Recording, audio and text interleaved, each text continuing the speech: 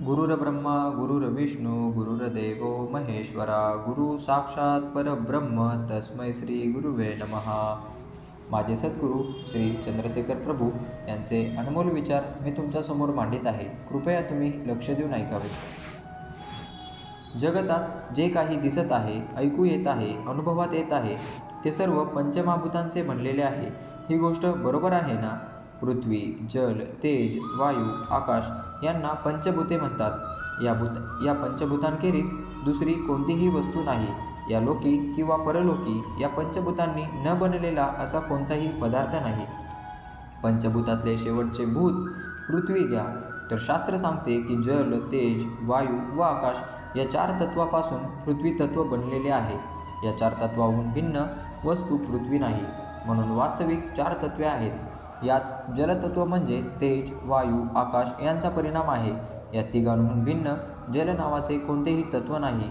रसायनशास्त्र सांगते की हायड्रोजन व ऑक्सिजन यांचे मिश्रण म्हणजे पाणी. आता राहिले तीन तत्व तेज, वायू, आकाश. यात तेजस तत्व हे वायू व आकाशाचे परिणाम आहे. वायू गॅस जळतो, याचा तर आपण अनुभव करतो. म्हणून वायू व आकाशाच्या परिणामाशिवाय कोणतेही भिन्न तेजस तत्व नाही. आता वायू व आकाशापासून वायू उत्पन्न होतो. म्हणून वायू आकाशाचा परिणाम आहे व आकाश अमूर्त तत्व आहे व ते आत्म्यापासूनच उत्पन्न होते. अर्थात मूळ आत्म्यापासून आकाश प्रथम उत्पन्न झाले व या क्रमाने सृष्टी झाली. म्हणून सर्व जगत पंचतत्वरूप आहे. पाच तत्वे आत्म्यापासून उत्पन्न झालेली आहेत. आत्म्यापासून ही पाचही उत्पन्न झाल्याकारणाने आत्म्याशिवाय दुसरे काहीही नाही. या कारणाने आत्माच या पाच तत्वांच्या रूपाने व त्याच्या आधारावर जगत रूपाने आपल्या मायाशक्तीने व्यक्त झालेले आहे. आत्माच जगत रूपाने भासत आहे. ज्याप्रमाणे पाणी व बुडबुडे भिन्न वस्तू नाही, पण पाणीच बुडबुड्याच्या रूपाने भासत होते, त्याचप्रमाणे आत्माच आपल्या मायाशक्तीने जगत रूपाने भासमान होत आहे. कारण की सृष्टीच्या पूर्वी आत्म्याशिवाय कोणतीही वस्तू नव्हती. आत्मा म्हणा किंवा परमात्मा म्हणा एकच वस्तू आहे. अखंड, अजर, अमर, अविकारी व अविनाशी आहे. प्राणीमात्राच्या आत व बाहेर व्यापून आहे. तो आत्मा मी आहे. या प्रकारचे चिंतन करणे अगदी सत्य आहे. ही गोष्ट सहज गळी उतरणार नाही, परंतु आज किंवा लाखो वर्षांपूर्वी हीच केवळ सत्य वस्तू होती. हे समजल्याशिवाय सुटका होणार नाही. मी आत्मा आहे या गोष्टीत तुम्हाला शंका होत असेल तर विचार करून सांगा की जर तुम्ही आत्मा नाहीत तर तुम्ही कोण आहात? तुम्ही आहात यात तर काही शंकाच नाही. मी आहे हा अनुभव सर्वांना होत असतो. मी नाही असे कोणी म्हणत नाही. या जगात दोन वस्तू आहेत. एक आत्मा आहे की जो नित्य, अविकारी व अविनाशी आहे व दुसरा अनात्मा जे दृश्य आहे व विकारी, विनाशी आहे. कोणत्याही प्रकारे आग्रह न धरता स्वातंत्र्यपूर्वक बुद्धीने विचार करून पहा, म्हणजे तुम्हाला कळेल की दृश्य जे विकारी, विनाशी आहे ते मीच नाही.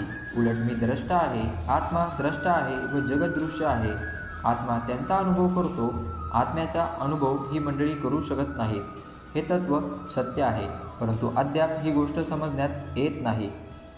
तोपर्यंत उपासना करीत राहावे. भक्तीच्या द्वारा चित्त शुद्ध झाल्याशिवाय कोट्यवधी उपाय करूनही चित्त या गोष्टीला कबूल करण्यास तयार होत नाही. म्हणून कोणत्या तरी सगुण परमात्म्याची निष्काम भावनेने भक्ती करावी. असे केल्याने चित्त शुद्धी होऊन बुद्धीत स्वतःच आत्मज्ञानाची स्फूर्ती होईल. वैराग्य व ज्ञान हे दोन निष्काम भक्तीचे फल आहे. निष्काम भक्ती करीत राहिल्याने वैराग्य व आत्मज्ञान स्वतः फलीभूत होतात. याकरिता अधीर होण्याची जरुरी नाही. कोणतीही क्रिया वांझ नसते. सकाम भक्ती इच्छित फल देते व निष्काम भक्ती आत्मज्ञान व वैराग्य देत असते. या दोहोंची प्राप्ती जोवर होत नाही तोवर त्याला चिकटून राहिले पाहिजे. भक्ती जसजशी वाढत जाईल तसतसे निष्काम होत जावे, तेव्हा ज्ञान व वैराग्य याची उत्पत्ती होईलच. जर ते दोन्ही प्रकट न झाले तर निश्चयपूर्वक जाणावे की भक्ती करणाऱ्याच्या मनात जरूर कोणती ना कोणती भोगवासना किंवा कामना भरलेली आहे. या जगाची उत्पत्ती होण्यापूर्वी एक परमात्माच होता. त्याशिवाय दुसरे काहीही नव्हते. त्याने आपल्या मायाशक्तीने हे दृश्य जगत केवळ संकल्पानेच त्याने निर्माण केले.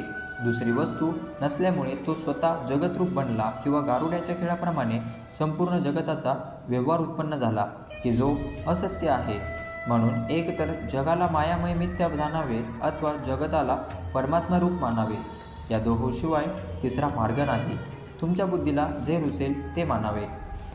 तुम्हाला ही शंका असेल की तुम्ही आत्मा नाही जीव आहे, तर शरीरात जीव नावाची कोणतीच वस्तू सापडत नाही. शरीर, इंद्रिये, मन, बुद्धी व प्राण हे शरीरात क्रिया करतात व तेही परमात्म्याच्या सामिप्याने आपापली कामे करण्यास शक्तिमान होतात. प्राणीमात्रांच्या शरीरात तो परमात्मा तर आहेच. परमात्मा नसेल तर डोळे पाहू शकणार नाही, कान ऐकणार नाही, पाय चालणार नाही, हात द्यायचे काम करणार नाही, मन संकल्प करणार नाही, बुद्धी निश्चय करणार नाही व प्राणही श्वासोच्छ्वास करणार नाही. सर्वांच्या हृदयात परमात्मा विराजमान आहे. त्याच्या सत्तेनेच सर्व व्यवहार चालतो. ब्रह्मांडाची प्रत्येक क्रिया त्याच्याच सत्तेने चालते. सगळ्यांच्या हृदयात आत्मरूपाने तोच बसलेला आहे. त्याच्याशिवाय जीव नावाची दुसरी कोणतीच वस्तू नाही. शास्त्र सांगते की बुद्धीमध्ये आत्मा किंवा परमात्मा यांचे जे प्रतिबिंब आहे तोच जीव आहे. त्यालाच चिदाभास असेही म्हणतात. हे प्रतिबिंब म्हणजे काही स्वतंत्र वस्तू नाही. स्वतंत्र वस्तू तर बिंब आहे. पाण्यात किंवा आरशात आपले प्रतिबिंब पडते. ते प्रतिबिंब काही कोणती व्यक्ती नाही. प्रतिबिंब आपल्या बिंबाहून भिन्न व्यवहार करू शकत नाही. प्रतिबिंब हे आभास मात्र आहे. खरी वस्तू तर बिंबच आहे. याप्रमाणे शरीरात खरे तर तो आत्मा किंवा परमात्मा आहे व जीव अथवा चिदाभास ही काही सत्य वस्तू नव्हे. म्हणून जीव सत्य वस्तू नाही, उलट आत्माच सत्य आहे व तो आत्मा तुम्हीच आहात. अनेक प्राण्यांच्या अंतःकरणात परमात्माच आत्मरूपाने विराजमान आहे. तुम्ही आत्मा आहात हे निश्चित आहे, पण हे लगेच कळत नसते. परंतु निष्काम भावनेने भगवंतांची भक्ती करण्याने, भगवंतांच्या दयाळूपणाने विचार करता करता हे सत्य जरूर समजेल. तुम्हाला हे सत्य वाटो किंवा न वाटो, परंतु व्यवहार इतके तर कराच की ज्या आचरणाने तुम्ही व तुमच्यापासून दुसरेही सुखी होतील व तुम्हाला स्वतःला आत्मदर्शन होवो. आत्मा आपल्या व प्राणीमात्रांच्या हृदयात विराजमान आहे. सगळ्यांचा आत्मा एकच आहे. यासाठी कोणाचाही अपमान करू नका व कोणालाही आपणाहून तुच्छ समजू नका. कोणाशी कटू भाषण करू नका, कोणाला फसवू नका, तसेच कोणाशीही कपट व्यवहार करू नका. मी आत्मा आहे व आत्म्याचे स्वरूप सच्चित आनंद आहे व तेच माझे स्वरूप आहे. याकरिता आनंद किंवा सुखाकरिता मला कोठे जाण्याची जरुरी नाही. अशा प्रकारच्या विचाराने असा दृढ निश्चय करून आपल्या सुख किंवा आनंदाकरिता दुसऱ्या व्यक्तीची किंवा पदार्थाची इच्छा करू नका. शरीराचा व्यवहार व आत्म्याचा व्यवहार यांना वेगळे करा. अर्थात स्वतः आत्मरूप राहून शरीराचे सारे व्यवहार करीत राहा. उदाहरणार्थ, जसे नाटकात राजाची भूमिका वटविणारा आतून जाणतो की मी राजा नाही, परंतु पगार घेणारा नोकर आहे, तसेच आतून समजून जाणूनही राजाचा अभिनय करतो. त्याचप्रमाणे मी आत्मा आहे, परंतु शरीर, इंद्रिये, मन, बुद्धी वगैरे मी नाही, अशी जाणीव ठेवून शरीराच्या प्रकृतीप्रमाणे आत सम राहून राग, द्वेष, हर्ष, शोकाच्या नाटकातल्या खेळाप्रमाणे सर्व व्यवहार करावा. पण ही गोष्ट सहज सिद्ध होणारी नाही. एक वेळा वाचल्याने किंवा जाणल्याने तत्त्व जीवनात उतरत नाही, परंतु सतत अभ्यास केला पाहिजे. पुष्कळ दिवसांपासून व अनेक जन्मांपासून झालेली ही चूक आहे. या चुकीला घालविण्यासाठी परमात्म्याची भक्ती, तसेच सत्संग, विचार व वैराग्य, निरंतर अभ्यास यांची जरुरी आहे. याच्याशिवाय दुसरा कोणताही उपाय नाही. म्हणून मन लावून वरील साधन करीत राहावे. हे जगत परमात्म्याचे नाटक आहे. यात परमात्मा स्वतःच निरनिराळी शरीरे धारण करून अनेक खेळ करीत आहे. सर्वांनाच आपापला पार्ट करावयाचा आहे. परमात्मा निरनिराळ्या शरीरात आत्मरूपाने राहून खेळ खेळत आहे.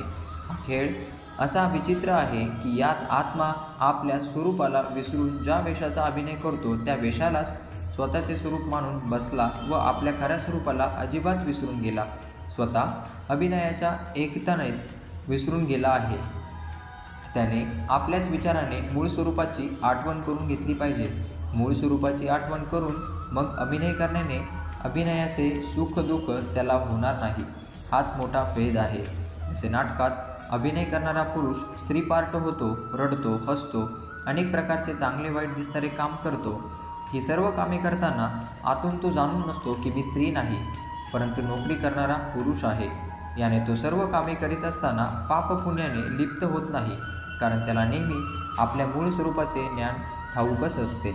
तो मी आत्मा आहे याचे भान सतत ठेवून शरीर प्रकृतीच्या अनुसार स्वकर्मरूपी अभिनय करीत असतो. तो पापपुण्याचा भागीदार होत नाही व सदा मुक्तच राहतो. प्राणीमात्राच्या शरीरात परमात्मा बसलेला आहे, तसाच तो सर्वत्र आहे.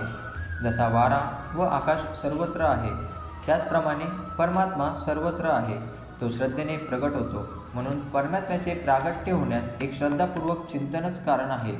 या जगात जे काही दिसते, ऐकू येते किंवा अनुभवाला येते व ते सर्व संकल्पनाने कोणाच्या तरी झालेले आहे. तपाने संकल्पशक्ती बलवान होत असते. प्रथम परमात्म्याने संकल्पशक्तीने सृष्टी केली व ती उत्तरोत्तर तपाने वाढत गेली. म्हणून हे संपूर्ण जगत संकल्परूप आहे. ते सत्य नाही, क्षणिक, विकारी तसेच विनाशी आहे व जगताच्या आधाररूपाने असलेला परमात्मा सत्य, अविकारी व अविनाशी, एक व अखंड आहे. सौबरी नावाचे एक ऋषी पाण्यात उभे राहून तप करीत होते. तेथे त्यांना मत्स्यांचे मैथून दिसले. या दृष्टीसंघाच्या दोषाने त्यांना वृद्धावस्थेत देखील तप सोडून लग्न करण्याची इच्छा झाली व त्यांनी राजाच्या 50 कन्यांशी स्वतः 50 रुपये धारण करून लग्न केले. आपल्या तपाच्या सिद्धीच्या प्रभावाने एका सौबरीचे 50 सौबरी झाले व ते गृहस्थाश्रम करू लागले. तर मग परमात्मा अनेक रूपे धारण करून या जगताला चालवितात. यात तुम्हाला संशय का बरं येतो? श्रीकृष्ण भगवंतांनी एकट्याने 16,108 रुपये धारण करून 16,108 स्त्रियांशी लग्न लावले व त्यांच्याबरोबर प्रत्येक घरात निरनिराळेपणाने राहू लागले. तर मग अनंतशक्ती सर्व व्यापक परमात्मा अनेक रूपे धारण करून या जगतरूपी नाटकाला खेळवित आहेत. यात आपल्याला शंका का बरं येते? या प्रश्नाचे उत्तर जाणून घेण्यासाठी पुढील व्हिडिओ नक्की पहा. हरिओम नमः शिवाय.